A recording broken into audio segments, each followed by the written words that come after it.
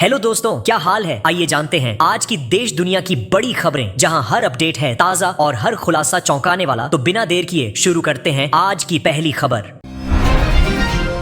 दुनिया की सबसे बड़ी मैन्युफैक्चरिंग कंपनी फॉक्सकॉन भारत में बड़ा कदम उठाने जा रही है। ताइवान की यह कंपनी तमिलनाडु में करीब 15,000 करोड़ रुपए लगाएगी और 14,000 नौकरियां देगी। उद्योग मंत्री TRB राजा ने कहा कि यह युवाओं के लिए बड़ा मौका है। फॉक्सकॉन यहां AI तकनीक, रिसर्च एंड डेवलपमेंट और एडवांस मैन्युफैक्चरिंग शुरू करेगी। कंपनी के प्रतिनिधि रॉबर्ट वू ने मुख्यमंत्री MK स्टालिन से मुलाकात कर परियोजना को हरी झंडी दी। अब तमिलनाडु बनेगा भारत का नया टेक हब।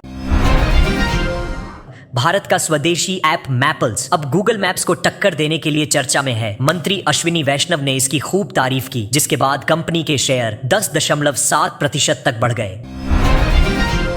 प्रधानमंत्री नरेंद्र मोदी ने इस दिवाली किसानों के लिए बड़ी राहत दी है और PM किसान सम्मान निधि योजना की 21वीं किस्त के साथ अतिरिक्त बोनस भी भेजा है। इससे पहले से पंजीकृत किसानों को 2,000 की नियमित किस्त और 1,000 से 1,500 तक का बोनस सीधे बैंक खाते में मिला है, जिससे उनका आर्थिक उत्साह बढ़ गया है।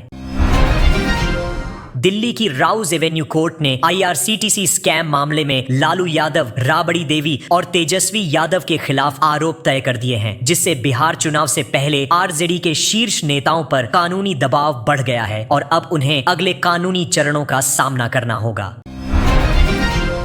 राष्ट्रीय राजमार्ग प्राधिकरण ने स्वच्छ भारत अभियान के तहत नई पहल शुरू की है, जिसके तहत अगर कोई व्यक्ति टोल प्लाजा पर गंदा टॉयलेट देखकर उसकी सही जानकारी NHAI को देता है तो उसे 1,000 का फास्टैग रिचार्ज इनाम के रूप में मिलेगा। यह योजना पूरे देश में 31 अक्टूबर 2025 तक लागू रहेगी।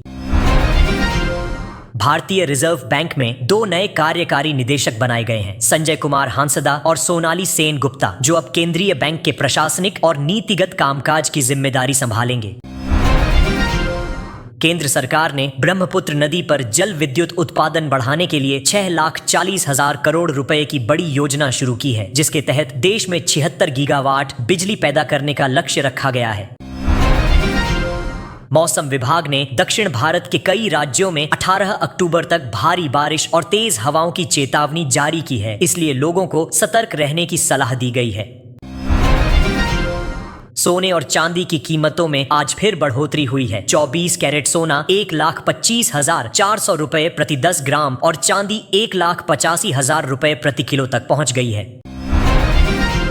दिवाली के त्योहार को देखते हुए कई राज्यों में आज से स्कूलों में छुट्टी कर दी गई है, ताकि बच्चे और परिवार त्योहार की तैयारी और उत्सव का आनंद ले सकें। केंद्र सरकार ने अलायंस एयर नाम की सरकारी उड़ान सेवा के लिए एक नई योजना शुरू की है, जिसमें किराया तय रहेगा। मतलब हर यात्री को एक ही रेट पर टिकट मिलेगा, चाहे यात्रा कब भी की जाए। ये योजना इस साल के दिसंबर महीने के आखिर तक परीक्षण के तौर पर लागू रहेगी। इससे यात्रियों को पारदर्शिता और सुविधा दोनों मिलेंगी।